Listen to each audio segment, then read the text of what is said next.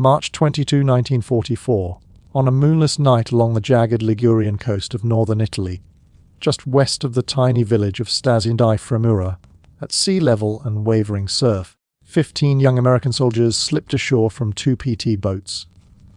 They were members of the Office of Strategic Services, the OS, the forerunner to today's CIA. Many were Italian Americans, fluent in the local dialects, chosen for their ability to blend in. Their task was as daring as it was delicate: infiltrate enemy territory, locate a vital railroad tunnel along the Genoa-La Spezia line, and destroy it. That single act, in the grand machinery of war, could halt German supplies, ammunition, and reinforcements bound for the front. It was a mission of shadows, courage, and impossible odds.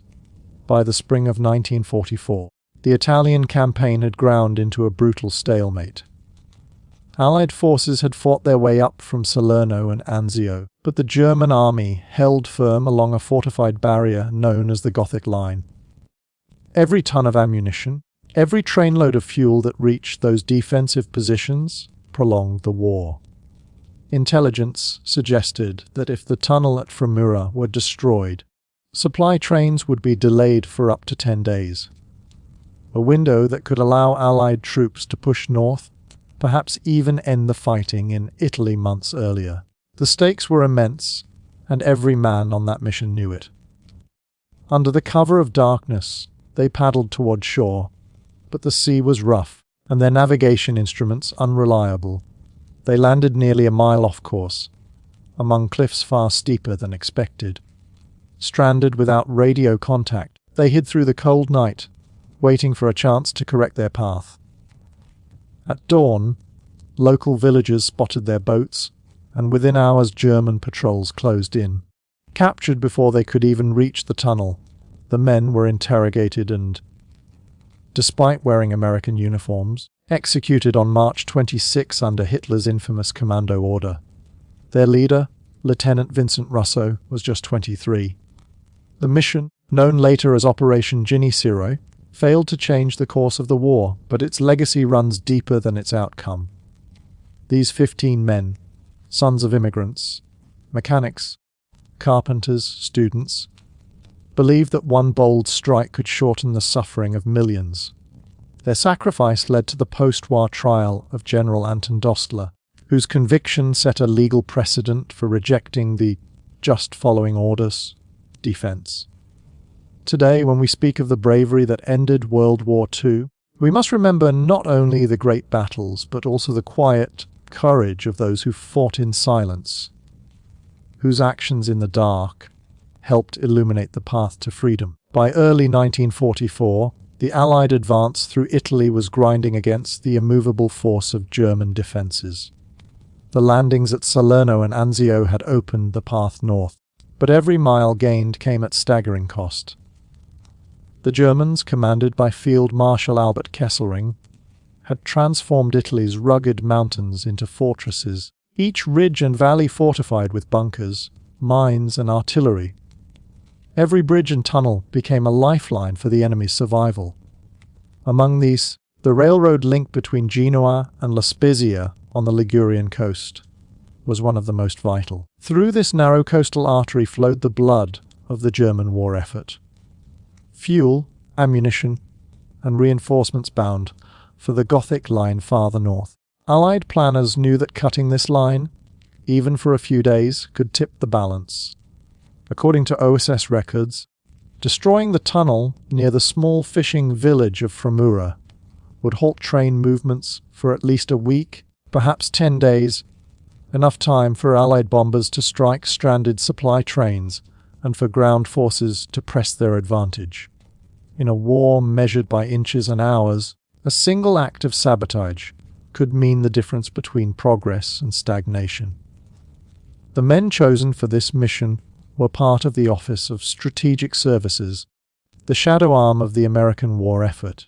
Many were Italian Americans, sons of immigrants who now returned to their ancestral homeland under the most perilous circumstances. They had grown up hearing the language and customs of Italy, skills that could mean the difference between life and death, if captured. They trained in secrecy at remote OSS camps in Virginia and North Africa, learning demolition, hand-to-hand combat, and survival behind enemy lines. Their world was one of coded messages, false identities, and silent courage. Comforts were few. One recalled, "They put us on a truck, dropped us 100 yards apart. We couldn't have seen the camp if we tried." They were trained not just to fight, but to vanish. To live off the land, to think like the enemy, and to trust one another absolutely. By the time these men were selected for what became known as Operation Ginny II, they were hardened, skilled, and deeply motivated. The mission was as precise as it was perilous. Under the cover of night, 2 PT boats would ferry them to the Italian coast. They would paddle to shore in small rubber boats, carry hundreds of pounds of explosives through rough terrain, and plant them at the mouth of the Fremera tunnel before dawn. It was a plan drawn up with the precision of a clock, where every tick could spell disaster if mistimed. Yet the soldiers understood the stakes. If they succeeded, they could choke off German supply lines, hasten the Allied advance, and perhaps bring an early end to the war in Europe. But training and bravery could not alter fate, or the sea. The Ligurian coast was a treacherous labyrinth of jagged cliffs and narrow curves. On the night of March 26, 1944, the men landed nearly a mile off target, their navigation disrupted by rough currents and poor visibility. Their radios failed, leaving them stranded without contact with the PT boats offshore. As dawn broke, they were forced to hide among the rocks and olive groves, hoping to continue their mission the next night. Yet the sea had already betrayed them. Fishermen discovered their rubber boats, and within hours, German patrols descended upon the area. These men had been trained for stealth, but not for miracles. Captured before they could reach the tunnel, they were interrogated, identified as Americans, and executed days later under Hitler's infamous commando order. None returned home. Yet their courage lives on, not as a tale of failure, but of devotion. They were ordinary men given an impossible task, who believed that one bold act could shorten the suffering of millions. Their story reminds us that in every great struggle, history is shaped not only by generals and armies, but by small groups of unseen heroes who step into the darkness, willing to risk everything for the hope of a brighter dawn. Lieutenant Vincent J. Russo was only 23 years old when he was handed the mission that could change the course of the Italian campaign. A wary, determined New Yorker and a first-generation Italian-American, Russo led the demolition team with quiet resolve. Alongside him was Lieutenant Paul J. Trafficante, his trusted second in command, and 13 enlisted men, most of whom shared the same heritage. They were chosen not only for their courage but for their language, their familiarity with Italian customs, and their ability to blend seamlessly into the local environment if things went wrong. For months, they had trained for moments like this, learning to move silently through unfamiliar terrain, to carry heavy loads of explosives through the dark, and to disappear as if they had never been there at all. Each man understood that this operation, though small on the map, could have an outsized impact on the war itself. The plan was bold in its simplicity and perilous in its execution. At exactly 11 p.m. on March 22, 1944, 2 sleek PT boats would glide through the black Ligurian waters to a narrow cove just north of Fremera. There, under the cover of darkness, the men would lower 2 inflatable rubber boats into the surf, paddle silently to shore, and make their way inland along a ravine that cut through the cliffs. Their target lay roughly 500 yards southeast of the Fremera station, a massive railroad tunnel that served as a vital artery for German supply trains, carrying 650 pounds of explosives in waterproof containers. The team was to reach the tunnel by midnight, set their charges, and retreat to the shore by 3:30 a.m., where the PT boats would be waiting to whisk them away before sunrise. A contingency plan was in place if discovered. The men would hide in the rugged hills and make their way 40 miles inland to an OSS safe house. It was, on paper, the kind of precise operation the OSS had perfected, swift, surgical, and devastating. But the sea, indifferent to human plans, had other ideas. The night was moonless, the surf violent, and the coastline a maze of cliffs and coves. The team landed nearly a mile and a half off target, forced to wade ashore in pounding waves that soaked their equipment. Worse still, their radios malfunctioned, severing communication with the PT boats waiting offshore. Cut off and disoriented, Russo and his men spent the rest of the night huddled in the shadows, their mission unraveling as dawn crept over the water. They knew that moving inland in daylight was suicide.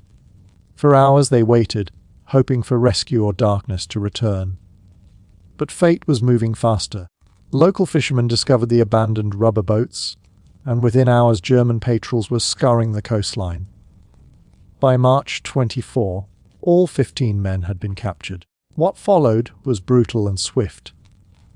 Despite wearing American uniforms and identifying themselves as soldiers, they were denied the rights of prisoners of war, acting under Hitler's infamous commando order, which demanded the execution of all Allied commandos caught behind enemy lines. General Anton Dossler ordered their deaths. On March 26, 1944, the 15 men were tied to stakes near La Spezia and shot by a German firing squad. None lived to see their mission completed, yet their story did not end in silence. After the war, Dossler was tried by an American military tribunal, the first major war crimes trial in Europe, and executed for his actions. The judgment established a precedent that, following orders, was no defense for atrocities, a moral victory born from their sacrifice. Operation Ginny II failed to destroy the tunnel, but its legacy endures as a testament to courage in the face of impossible odds. Those 15 men, ordinary Americans with extraordinary resolve, stepped into darkness believing their mission could help bring the war to an early close. They did not return, but their actions reshaped the laws of war and illuminated the human cost of freedom.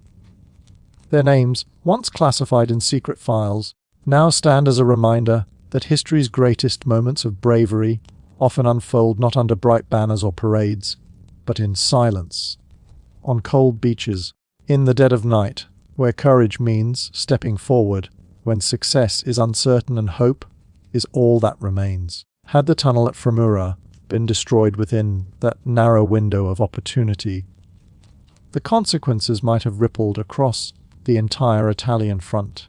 Allied planners believed the demolition would halt the movement of German reinforcements for 7 to 10 days.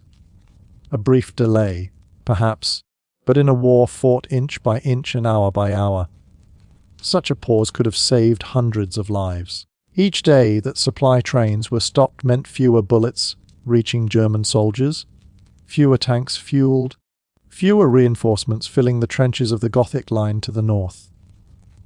In that time, Allied divisions could have surged forward through Italy's mountainous terrain, potentially breaking through enemy defenses months ahead of schedule. Even a small disruption in the flow of material and manpower could have shifted the tempo of war. Such was the fragile balance of 1944, where one act of sabotage in a single coastal tunnel might have redrawn the map of Europe sooner. But Operation Ginny II was not an isolated effort. It was part of a much larger and often unseen campaign waged by the Office of Strategic Services. Across occupied Europe in 1944, small OSS teams risked everything behind enemy lines. They parachuted into forests to link up with partisans, sabotaged railways to derail troop movements, and tapped communication wires to intercept crucial German orders. In France, they helped coordinate resistance fighters in the weeks leading up to D-Day. In Yugoslavia, they armed and advised guerrilla units battling the Axis. And in Italy, the OSS became the lifeline of the underground resistance, supplying weapons, information, and hope. These missions, taken together, forced the German command to stretch its resources thin, guarding every tunnel, bridge, and road. Each explosion, each intercepted train, and each clandestine radio transmission chipped away at the seemingly unbreakable machinery of Nazi occupation. In the Italian theatre, the strategic significance of these efforts was immense. Northern Italy's rail system was the artery that kept the German 10th and 14th armies alive. The terrain made it nearly impossible to move large forces quickly by road, and the rail tunnels, carved through the mountains, were irreplaceable. When OSS units destroyed even a single bridge or tunnel, German engineers were forced into desperate repairs under constant threat from Allied aircraft. Operation Ginny II, though it failed, fit perfectly into this larger pattern of coordinated disruption. Its success would have not only delayed supplies, but also signaled to the Axis that no stronghold, however well guarded, was beyond Allied reach.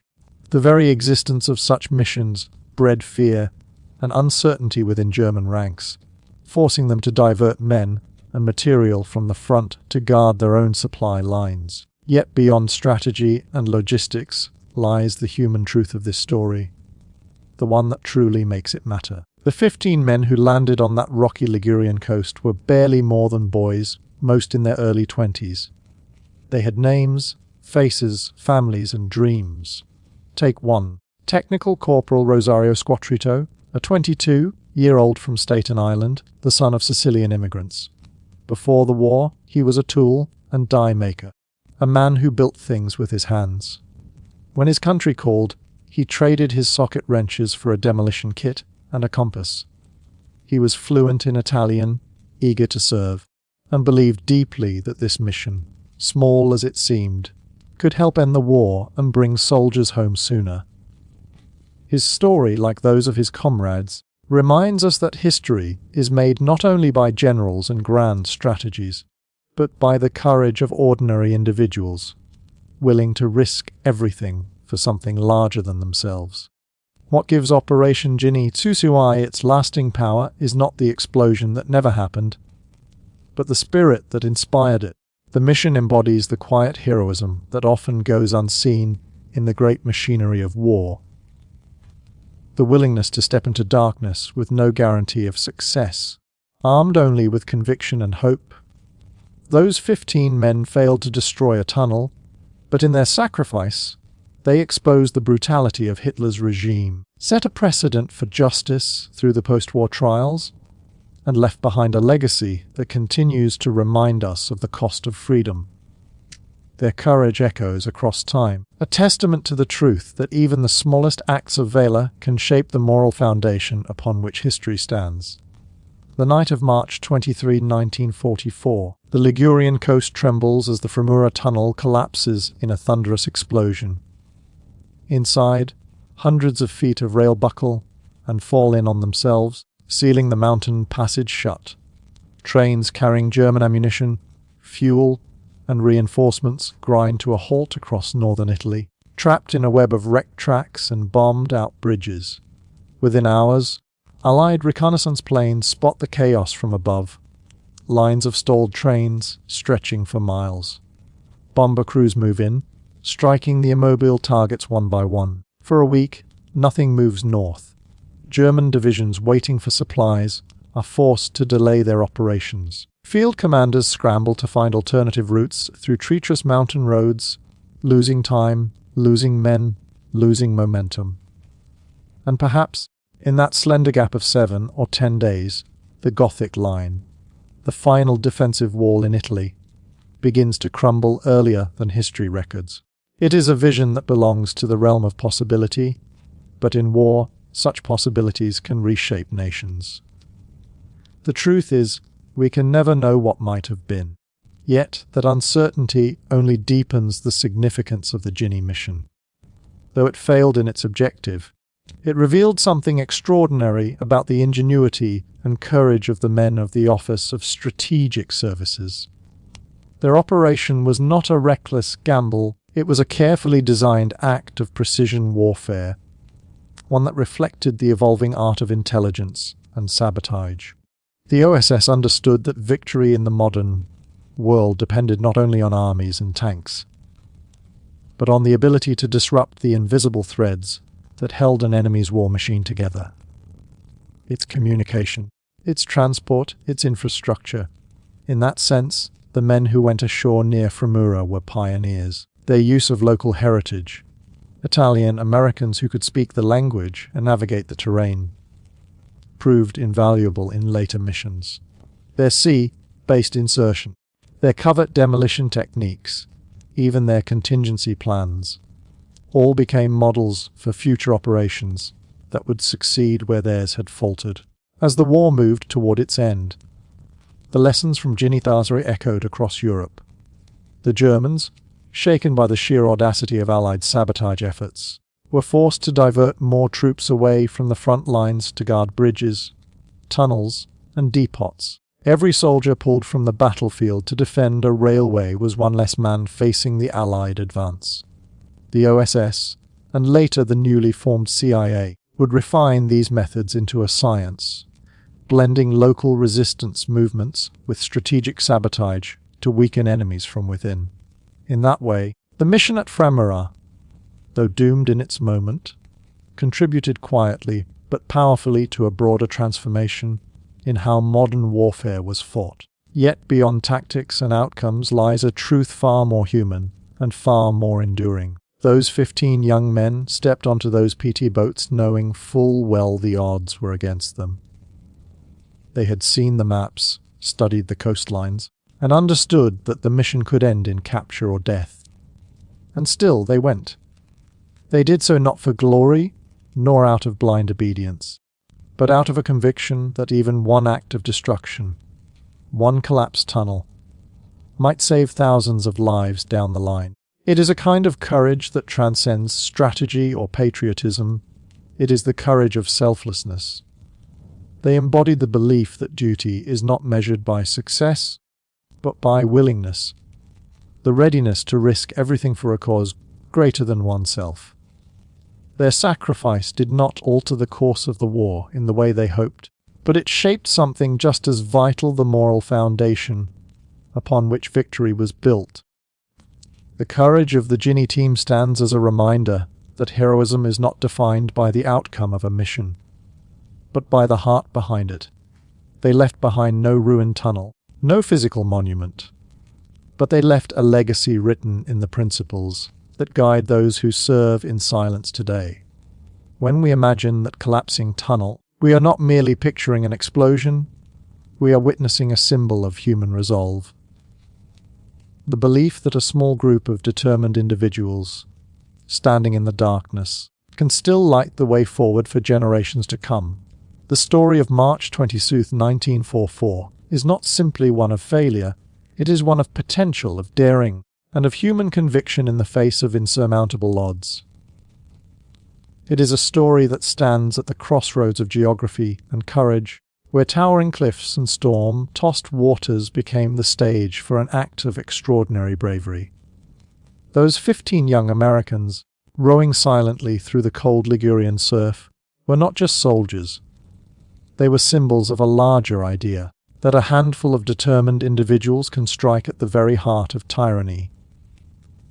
Their operation, though small in scale, embodied the essence of strategic precision. Wars are not only won by armies clashing on vast battlefields, but also by those who understand the hidden arteries of power. Rail tunnels, bridges, supply lines, and who have the courage to reach into the shadows to cut them. When we look back on the victory in Europe, we often think of grand offensives, the landings at Normandy, the liberation of Paris, the fall of Berlin. Yet beneath those monumental moments lies a vast web of unseen efforts, missions like Operation Ginny II, that quietly paved the way. The men who crept ashore near Fremura were part of that unseen war, a war of sabotage, deception, and hope. They fought not for recognition but for results, believing that one act, one explosion, could shorten the suffering of millions. Their courage did not vanish when their mission failed. It endured in the lessons learned, in the intelligence gathered, and in the precedent their sacrifice set for justice. General Anton Dossler's execution, after the war, was not merely the punishment of one man, but a statement to the world that even in war, morality matters, that cruelty disguised as obedience cannot stand unchallenged. There is something deeply moving about the idea of ordinary people stepping into extraordinary danger. Many of these men were not professional soldiers. Before the war, they were machinists, carpenters, and students. Lieutenant Vincent Russo was just 23, still more boy than man, yet he led with quiet resolve. Technical Corporal Rosario Squattrito, the son of Sicilian immigrants, worked with his hands in a factory before trading his tools for explosives. These were men who believed that courage was not defined by scale, but by purpose. Their mission might have been measured in miles and minutes, but its meaning stretched across generations. It reminds us that heroism is not born from the certainty of success, but from the willingness to act despite the odds. Even today, the echoes of their courage can be heard in the values that guide modern special operations and intelligence work. The tactics they tested: covert landings, sabotage behind enemy lines, cooperation with local partisans, became the foundation of modern warfare's most sophisticated strategies. The same principles that guided them in 1944 still guide those who serve in silence today. When elite forces infiltrate enemy territory, when intelligence officers risk everything in faraway lands, they follow in the footsteps of those 15 men who slipped ashore in the dark. The tools have changed, but the heart, the unwavering belief in duty and sacrifice, remains the same. Yet beyond the lessons of warfare lies a more universal truth, one that speaks to the human spirit itself. These men remind us that even in the darkest hour, when the machinery of war seems unstoppable, there will always be individuals willing to stand against it. They teach us that greatness is not about scale or fame, but about conviction, the courage to believe that one action, no matter how small, can send ripples through time. Their mission failed on paper, but in the greater arc of history, it succeeded in showing what humanity, at its best, looks like: selfless, fearless, and profoundly hopeful. So when we remember the victory in Europe, let us also remember the shadows off the Ligurian coast, where 15 brave souls carried explosives not just to destroy a tunnel, but to illuminate the meaning of courage. Let their story be more than a footnote in history. Let it be a reminder that history itself is built on the choices of the unseen and the unsung, those who, with steady hands and steadfast hearts, act when it matters most. Their legacy is not buried in the cliffs of Fremura or the archives of war. It lives in the enduring truth that courage, however small or silent, has the power to change the world. Thank you.